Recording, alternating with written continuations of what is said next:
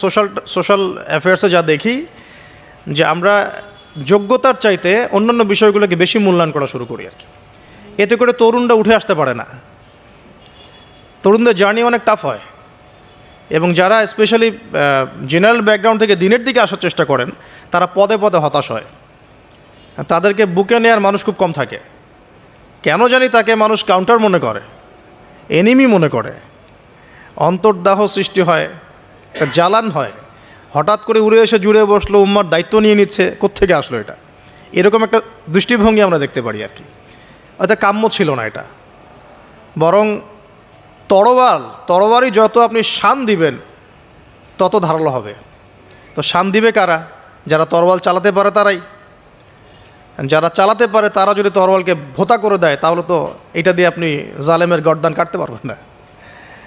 তো যাই হোক, আমরা বেশি হাইথটের কথায় না যাই। আজার এখানে ছিলাম, দেখেন বাবাকে সন্তান উপদেশ দিচ্ছে। এবার বাবার উত্তরটা শোনেন। বাবা কেন গ্রহণ করলো না? বললাম প্রেস্টিজ ইস্যু। তুমি ছোট মানুষ হয়ে আমাকে এত বড় কথা বলো? হ্যাঁ, তখন বাবা বলছেন আনতা রাগিবুন আনতা আন আলিহাতিনা ইয়া ইব্রাহিম। হে ইব্রাহিম, তুমি কি আমাদের ইলাহগুলো, উপাস্যগুলো থেকে মুখ ফিরাচ্ছ? তুমি কি আমাদের উপাস্যগুলো থেকে মুখ ফিরিয়ে নিচ্ছ? আনতা রাগিবুন আনতা আন আলিহাতিনা ইয়া ইব্রাহিম লা ইল্লাম তানতাহি। যদি বিরত না হও, ঠিক যেমন থ্রেট আমাদেরকে করা হয়, যদি বিরত না হও, লা ইল্লাম তানতাহি লা আরজুমান্নাকা রাহজান মালিয়া। তিনি বলছেন যদি বিরত না হও তাহলে তোমার মাথাটা পাথর দিয়ে মেরে ফাটিয়ে ফেলবো। আরজুমান্নাকা মানে রজম করবো। রজম মানে কি? যে কোমর পর্যন্ত গেথে পাথর মারা, বিবাহিত পুরুষ জেনা করলে যেটা শাস্তি হয় আর। লা ইল্লাম তানতাহি, যদি বিরত না হও, লা আরজুমান্নাকা রাহজান মালিয়া, দূর হও এখান থেকে বের হও হতভাগা। আমরা বলি না দূর হও এখান থেকে, ঠিক ওই রকম।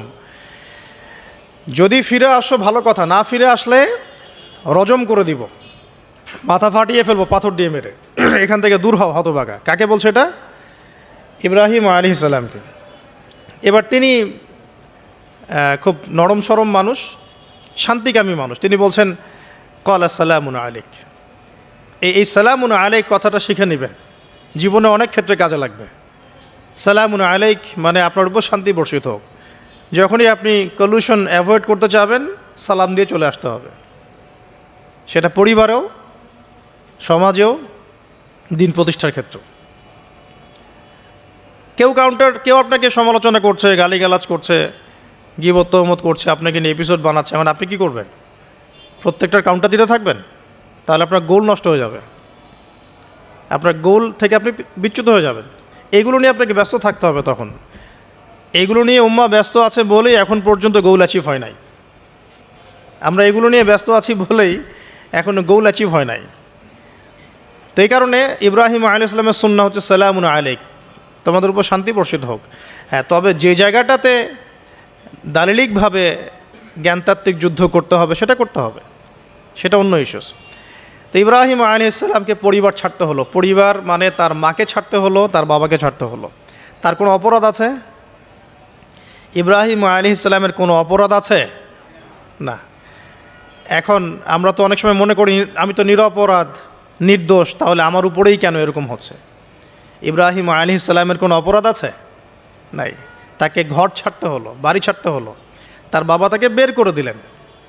এখান থেকে লেসন নিয়ে নেন আজকের প্রথম লেসন, যে আপনি আমি যদি হকের উপর থাকি সর্বপ্রথম বাধাটা পরিবার থেকে আসতে পারে। কারণ সবার পরিবার একরকম না।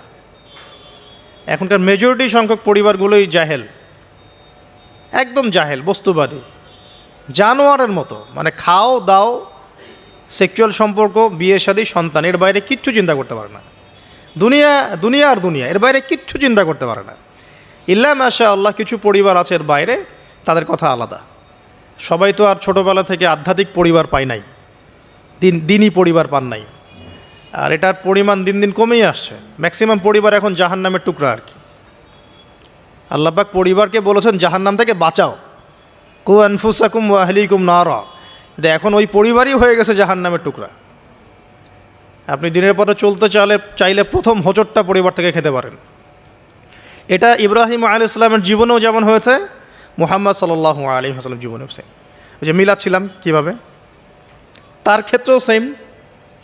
চাচারা শত্রু না, চাচারা শত্রু, আশপাশের মানুষ শত্রু। চাচা এসে বাড়ির সামনে খড়কুটা ফেলে দিয়ে যায়, চাচি এসে ময়লা আবর্জনা ফেলে দিয়ে যায়, কেউ গালি দেয়, কত সমস্যা। যখন নিজের মানুষরা আপনার এগেনস্টে চলে যায় তখন মনটা ভেঙে যাবে স্বাভাবিক। কারণ নিজের মানুষটা সারা দুনিয়া যদি আপনার বিপক্ষেও থাকে, কাছের কিছু মানুষ আপনার পক্ষে থাকে, তখন আপনি বাসাতে অ্যাটলিস্ট সিংহ, তখন বাসা থেকে এনার্জি নিয়ে বাইরে যুদ্ধ করতে পারবেন। কিন্তু বাহিরে সবাই মোটামুটি ধরেন যে আপনার পজিটিভ, কিন্তু বাসায় এসে দেখলেন যে বাসায় আপনার কোনো রকম অনুকূল পরিবেশ নাই, তখন বাইরে সিংহ হলে বাসায় বিড়াল হয়ে থাকতে হবে। তখন দেখেন ইব্রাহিম আলাইহিস সালামের জীবনে আর মুহাম্মদ সাল্লাল্লাহু আলাইহি ওয়াসাল্লামের জীবনে একটা স্পেশাল নেয়ামত ছিল, সেটা হলো স্ত্রীদের নেয়ামত। স্ত্রীদের নেয়ামত। বাহিরে মানুষ অনেক কিছু বলছে, গালিগালাজ করছে, মারছে, কাটছে, থুতু দিচ্ছে, সমালোচনা করছে, কিন্তু বাসায় ইব্রাহিম আলাইহিস সালামের আছেন সারা, হাজেরা, আর মুহাম্মদ সাল্লাল্লাহু আলাইহি ওয়াসাল্লামের আছেন খাদিজা রাদিয়াল্লাহু আনহা।